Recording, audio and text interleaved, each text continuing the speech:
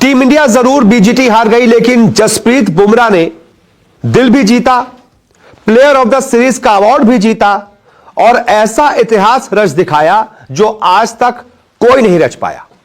जी हां, बुमराह ने जो कर दिखाया है ना, उसके लिए आपको खड़े होकर सैल्यूट करना पड़ेगा इस खिलाड़ी को, क्योंकि पीठ में दर्द के बावजूद पूरी सीरीज में उन्होंने जो कहर मचाया, जिस तरीके से उन्होंने पूरी सीरीज में 32 विकेट लिए, सिर्फ और सिर्फ 5 मैचों में 32 विकेट, वो काबिले तारीफ रहा।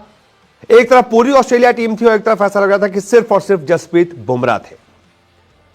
आखिरी पारी में वो बॉलिंग नहीं कर पाए, नतीजा टीम इंडिया मैच हार गई।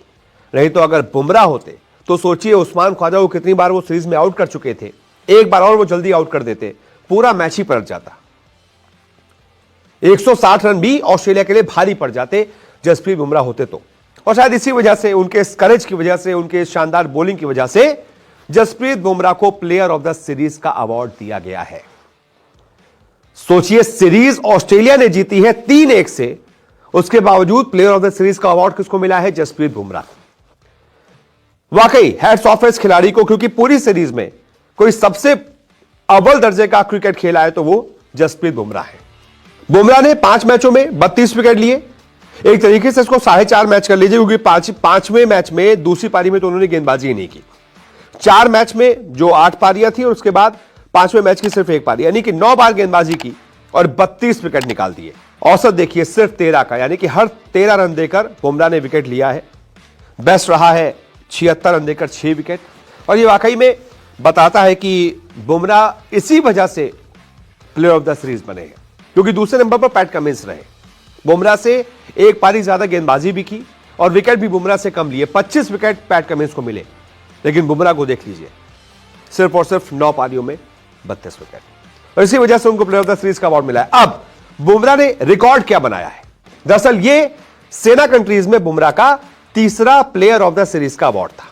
सेना कंट्रीज यानी कि South Africa, England, New Zealand, Australia. तो बुमराह ने अलग अलग 3 सेना कंट्रीज में player of the series test में अवार्ड जीतने का एक अनोखा कारनामा किया है। यह जो उनका तीसरा सेना कंट्रीज में प्लेयर ऑफ द सीरीज का अवार्ड था, ऐसा कोई भी एशियाई खिलाड़ी आज तक नहीं कर पाया है।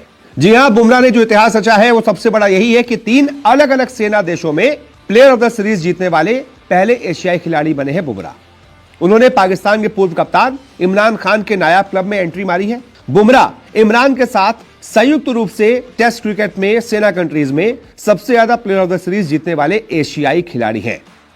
हालांकि मैं जो कह रहा हूं ना कि बुमराह ने इमरान से और अलग कर दिया है, यानी कि बुमराह ने 3 अलग अलग सेना कंट्रीज में प्लेयर ऑफ द सीरीज का अवार्ड जीता है। इमरान ने क्या किया था?